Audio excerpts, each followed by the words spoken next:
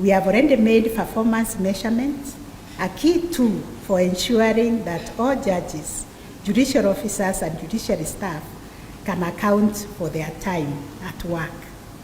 We have managed to succeed in doing this, which we have done in the last 5 cycles, and now it is customary for every judge, judicial officer, or judicial staff to always fill in a form every day to say what it is that they have done.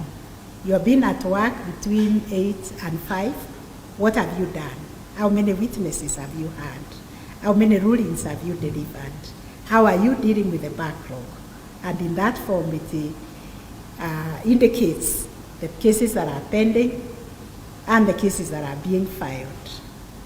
So going into the future, we seek support in strengthening this system by getting some technical capacity on data management and on monitoring and evaluation. To ensure we tackle concerns around corruption and unethical conduct, we have established the Office of the Judiciary Ombudsperson within my office.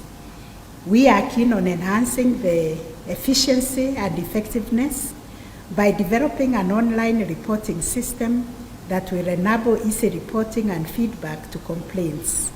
We are also keen on developing the judiciary's anti-corruption strategy that will guide our preventive approaches to combating the prevalence of corruption and unethical practices within the institution. We hope to build public confidence and legitimacy in the judiciary, which is pegged basically on dissemination of information and public engagement. To this end, we will be keen on strengthening our information and public relations by setting up a judiciary press studio, customer care, call centers, and conducting periodic people-centered justice service. I will also talk about electoral justice.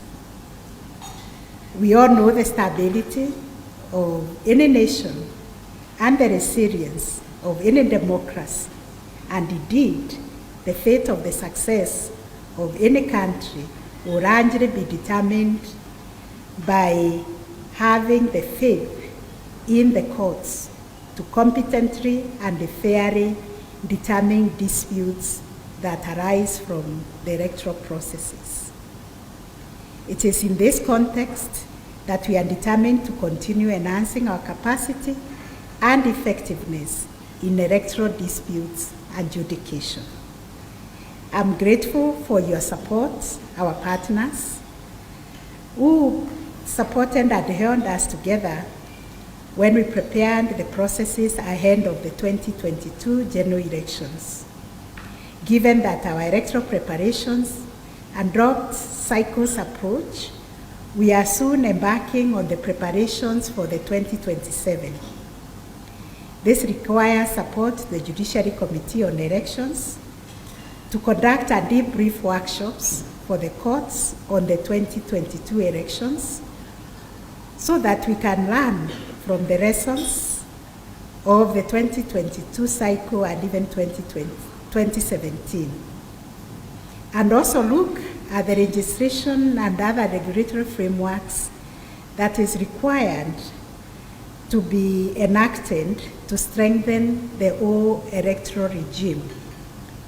We hope to avoid the last-minute amendments of the law that was the case of 2022.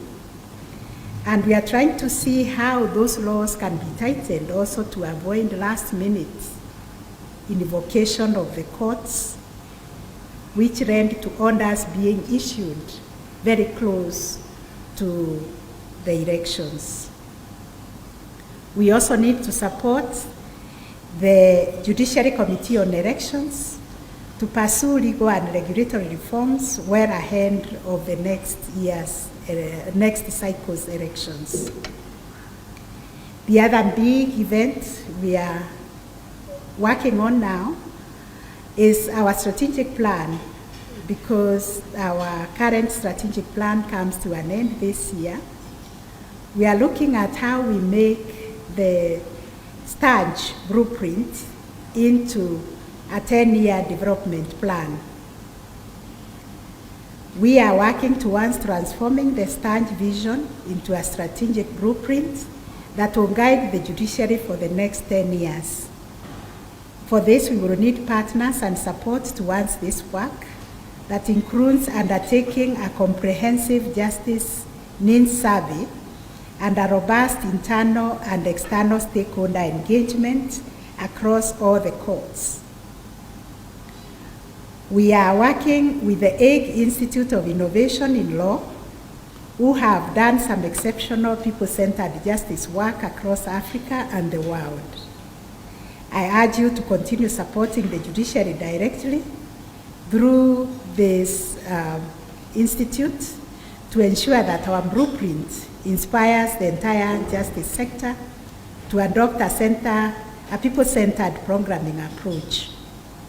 We are investing in data and evidence to support decision-making, negotiating for additional resources also from the national government, cultivating the potential political goodwill that is necessary to support policy and law reform, and also to deepen our partnership with friends and allies